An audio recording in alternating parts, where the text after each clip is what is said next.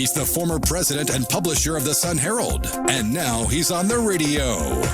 Welcome to Coast Vue with Ricky Mathews on SuperTalk Mississippi Gulf Coast 103.1. Welcome to Coast Vue, the show that celebrates the men and women who are making coastal Mississippi a great place to live, work, and play. And we're still celebrating, even though we're in this elongated response period with the coronavirus, we're still celebrating people who are making a difference. And that's what this show is about.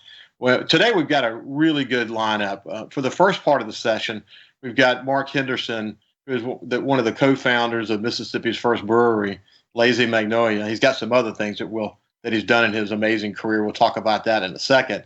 And then the second component, we've got Darren Freeman, who's the chief of police for the Pasquo-Shan Police Department. So anyway, it's going to be a good session today. I just want to say good morning, Mark. How are you doing via Skype?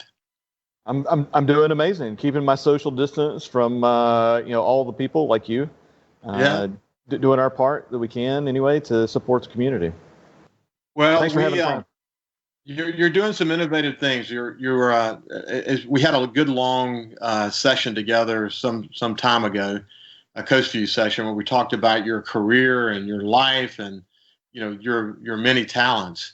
But just so that the people can have a better feel for who you are, you're not just a co-founder of Lazy Magnolia. You're actually a design engineer and an inventor. You hold several patents and very sophisticated radar and communications equipment. Kind of get people a feel for, who you are and what you do. Yeah, so Leslie and I are both native Mississippians, born and raised in Mississippi. Spent a little time outside, but, came back home. We were both blessed enough to be selected to go to the Mississippi School for Math and Science. Ended up as engineers at Mississippi State. Both of us have master's degrees. Mine is in electrical engineering. Hers is in chemical engineering. And then we started a couple of businesses here on the Mississippi Gulf Coast. It took a little bit of time to get there. We've done a variety of things. So I worked as a design engineer for a defense contractor. She worked for a high-performance polymer company. She was employee number 4. So startup kind of mentality. She eventually got out of that when she was employee number 50. And we started up Lazy Magnolia. That was 2003. We started the company. First beer rolled out of the door in January of 2005. And then I started an engineering firm called Linear Group in 2010. And we design radar systems and communications equipment. People, I think, probably know what Lazy Magnolia does. We make some adult beverages and some non-adult beverages as well. I was so interested in our last conversation while you've moved on to hand sanitizer in the current world, kind of adjusting to the realities of where we are, and we'll get to that in a second. When you started, you were the first brewery in the state of Mississippi, and what you've seen over the last few years is the competitive nature has gotten extraordinarily, challenging. And then what you ended up doing was actually diversifying and getting into the water business and the canning business. And talk a little bit about what you've done to sort of respond to the challenges you face. Yeah, it's kind of interesting, right? So, we started in 2005. At that time, there were no breweries in the state of Mississippi. We worked through that process, finally figured out how to sell beer in March of 2005. Actually started making it out. At that time, I'd done the business case analysis. There was no way for a brew pub to make sense in the state of Mississippi at that time. We just didn't have the economic prosperity necessary. We didn't have the population density necessary to make that happen. And so we knew that we had to be a brewery. We had to be a production brewery. And so 2005, we started a production brewery so that we could sell beer regionally. We sell now beer from Tampa, Florida, to Lubbock, Texas, to Paducah, Kentucky, across to North Carolina, and that was required. That was just the way it was going to be.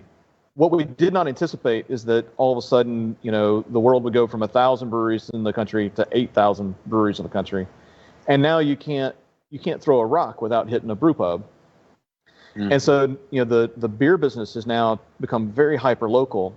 Now, then it's always a double-edged sword with that. So we invested in massive amounts of equipment. I'm looking out over what's on the other side of this computer screen, right, is $1.5 million, almost $2 million worth of stainless steel. And we made those investments and made those promises to bankers that we would keep them busy and do all those things necessary to make payments. So About that's what you're doing. 2 years ago, yeah, I mean, and 2 years ago, I looked at it and said, like, man, the beer business is challenging now and is going to get more challenging. And I don't know that regional breweries actually make sense anymore. But at the end of the day, I mean, the equipment's still there. It's still productive equipment. And what can you pivot to make this all happen? So we hooked up with a company called Richard's Rainwater out of Austin, Texas. And we said, hey, look, we love what you guys are doing. They said that we love what you guys are doing. And so we now produce, we collect rainwater off of our roof. We treat it here. It's never touched the ground. It's never been touched by chemicals. We sanitize it with ozone and UV lights so that at the end of the day, there's absolutely nothing in it. And you and I were talking about this earlier. We've just transitioned into canning water as well. And the beauty of canning water is that it's a new package for the consumers, but it's one that speaks very, very specifically to sustainability. Cans are recycled. They're not just recyclable, right? So we all get a bottle of water that's made out of plastic and it goes, it's recyclable. The reality of it is it is recyclable. It just doesn't happen. And aluminum, on the other hand, does get recycled. And so we think that is a much more sustainable package. And the whole Richards ethos is one of sustainability. We're not pulling water out of the ground.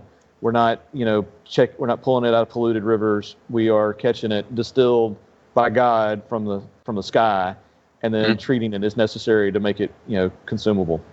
What I love about it, Mark, is that, you and your wife are so entrepreneurial, but you're also smart engineers. So the chemistry behind what you're doing is extraordinarily well thought out, isn't it? No, it takes a lot of time, and we still learn things. We've been bottling carbonated rainwater now for over a year, and we've been canning rainwater now for just a few months. And every day we learn new things. I mean, what is the concentration of CO2 that's actually allowed in still water, and still does not impact your tastes, right? So we use a lot of CO2 around here, right? Breweries absolutely full of carbon dioxide. The problem with that is that rainwater has nothing in it, and it wants to latch on to anything it can find, especially CO2. And so we ran a batch. It was above taste thresholds, and we ended up having to dispose of it. And right there, right, you've got that. The reality of entrepreneurship is that all it takes is one little tiny mistake, and you zero out a lot of hard work. Mm-hmm. Always learn something new. Well, you've been, and then you ended up with a product that has been doing really well, didn't you? Oh yeah, I mean, right now, in fact, this month, I think we'll pack out 5 shifts of beer. So the packaging line will run 5 10-hour shifts for beer this month, and we'll run about 15 shifts for water. Wow. So, water this month will be significant. Now, and that's a little unfair in the grand scheme of things, because 3 Mondays ago we lost 60% of our business on the beer side of the fence because we closed down all of the on-premise. That was absolutely the right thing to do. I wish it had been done a little bit tighter, a little bit quicker, so that we could get over this maybe a little bit faster. But when that shut down, it took a lot of wind out of our sails. We were scheduled on the beer side to have our best first quarter in the last 3 years, and we had the wind, just chopped out from underneath us. Mm. Well, when the resiliency that's necessary as an entrepreneur, especially when you consider it as it relates to your story, the resiliency that's necessary is incredible, isn't it? I mean, I think about getting your business up and running about the time Katrina hits, having to go against and deal with the laws that were in place and how to get those changed and more amenable to being able to produce business. And then you're moving along, and it's been like one challenge after another, not just the market challenges, but the environmental challenges related to BP oil spill, and then Bonnie Carey spillway, and then and now the coronavirus, which, in our lifetime might be one of the most significant events that we face from an economic point of view. What thoughts do you have about kind of where we find ourselves? Man, that's a deep question. So, I mean, I had this conversation and actually had submitted this in a letter to our congressional delegation. And I was like, I have the effects of Katrina sitting on my balance sheet. I mean, that's not shared by a lot of the breweries that have since started and, we're located across the United States. And so I carry that as an anchor that weighs me down. And then you got the Great Recession of 2008, and you got the BP oil spill of 2010.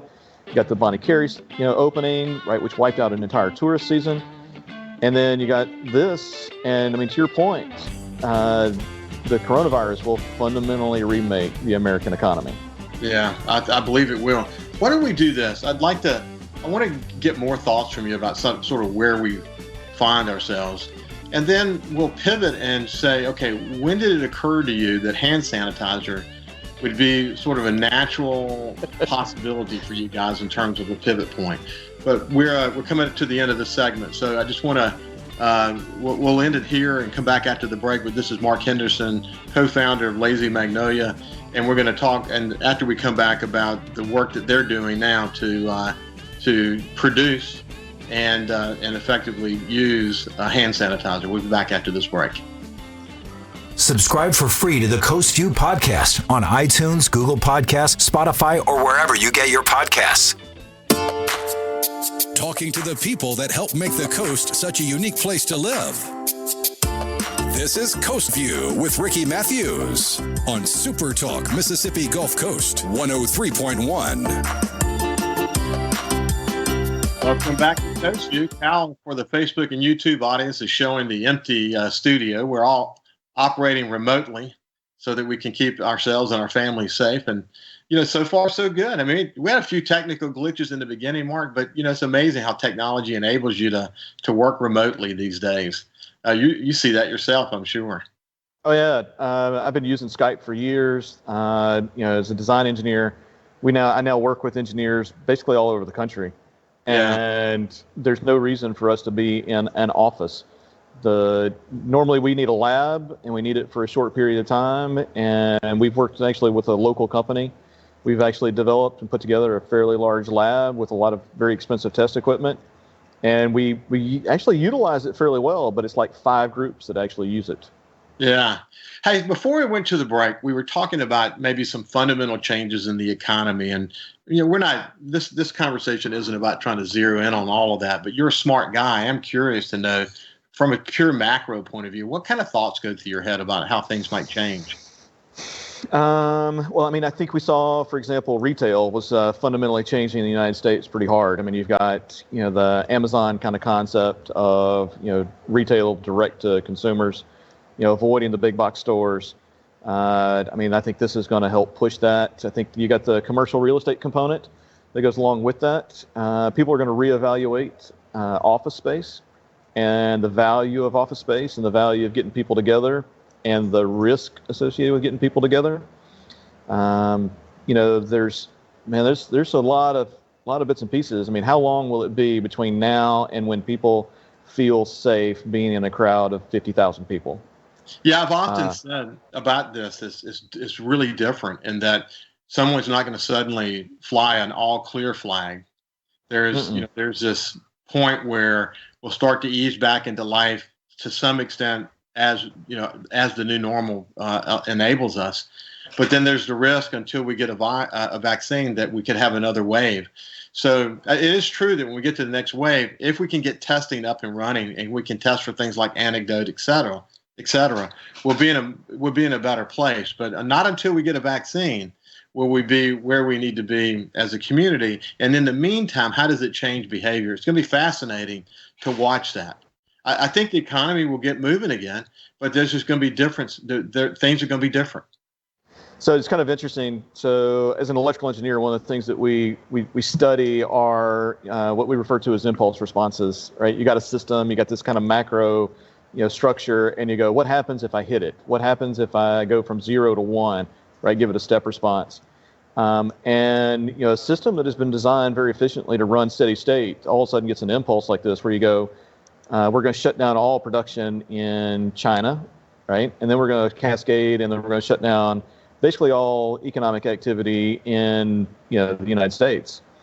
Well, China says they're back up and running full speed and doing all the bits and pieces. And you go, yeah, but they're going to flood the pipeline, and there's no one to take it on the backside. Yeah. And so they're going to run on the other side. They're going to have to run heavy and then starved and then heavy and then starved.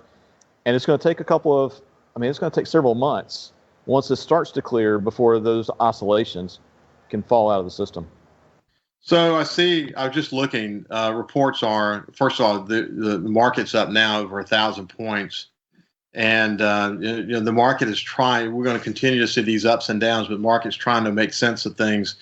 I think the fact that we're beginning to, in some areas, approach the top of the apex and moving on the other side of it, know that some of these projections are correct, and there may be whatever the other side looks like. Any news like that is good news for the economy. But as you point out, it's going to be different, and it'll be interesting to see in what ways it changes. It's going to create a lot of new opportunities.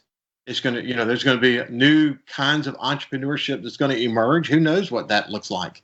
But it's just going to be a very dynamic situation, because we've never faced anything like this in our lifetime. It's sort of a once in a lifetime thing. Hopefully we won't see it again. But we've now learned, just like people could not get in their heads 9/11 and how that happened, we can now understand it now. And the same as this, we could have never visualized shutting down the economies, but here we are. And we're having a conversation, and life goes on, and life will go on the other side of this. Be interesting to see what that looks like. Yeah, and I'm curious to see exactly what kind of conversations it's actually going to spark around things like health insurance, and how are we actually going to pay people, and how are we going to move money into the economy and things of that nature. So health insurance. We were talking about this earlier. I have about 20 families that we feed here, and one of the interesting things is that I had to look at it and go, we haven't laid anybody off yet, because what happens to their health care insurance if I lay them off? Yeah. Right? I mean, they can touch it through COBRA, but they got to have the money to do so on the backside. And that gets very, very complicated very quickly. And tying people's health insurance to their employment, in my mind, is not a very good thing for our economy in large. And what's interesting to me? I've said something like this on Facebook, and it's sort of like the liberals among us say, yes, we need to fix that, and then the conservatives among us say, you're for socialists. You want to be a socialist. And I'm like, no, I don't. No. There are solutions that don't involve becoming a socialist country as it relates to this discussion. But when you're dealing with a pandemic like we're dealing with here, it does bring serious focus on the fact that people's employment as you just pointed out, people's insurance, health insurance, is tied to their employment. And if they lose their employment and suddenly they're in this kind of no man's land, we've got to fix that. I mean, we're one of the wealthiest countries in the world. We can't too often solve problems because we're so dang divided. But we got to figure out what are the compelling cases for action, especially around health insurance, that arise out of this pandemic, and let's go fix it. Darn it. And I just hope more people feel that way. I mean, I'm conservative at heart, but I see that this solution is necessary. I 100% agree. I mean, it just makes no sense to me that we tie it to someone's employment. I think it's a huge drag on the economy. I think you have lots of people that are stuck in jobs that they don't love, that they are not as productive as they could be because they have these benefits that they require because maybe their spouse has a pre-existing condition or something like that. And you're just like, why in the world would I saddle you to a job that you hate, that you're terribly unproductive in, when you could be so much more if we just freed you up? Yeah. And I mean, that just, I mean, I'm an engineer, right? It's all about efficiency. And I mean, I get the argument, which is, if we let people have free healthcare, what will they do? I mean, what's their incentive to work and things like that? And I'm like, well, because there's certainly a lot of other things they want to eat. Yeah. I mean, yeah. Needing healthcare is not a huge demand. We're never going to find the perfect answer, that is for sure. But there are some big holes in the current system. We need to fill those holes, and hopefully we'll get that out of this. So, you've been really focused on keeping your employees employed. And one of the things you did was you moved into the hand sanitizer business. Tell me about that. So, I mean, it hit a couple of different things, and I mean, entrepreneurship is really of being useful to other people. I mean, at the end of the day, that's really what it's all about. And we're all doing that. I mean, we're all entrepreneurs in our own rights. We just do it in different scales and in different ways. We saw an immediate need because we went to the store and said, hey, look, we need hand sanitizer. We have staff that are touching the public. We need to make sure that we're being, proactive and keeping those guys safe. And there wasn't any. And then I was like, all right, well, what do we have to make it? And as it turns out, we had an R&D project we'd bought materials for about 2 or 3 weeks ago, and had put the R&D project off just a little bit, going, we'll do that in another month. So we had some. I'm pretty sure that can be turned into hand sanitizer. I looked at Leslie and I said, let me check.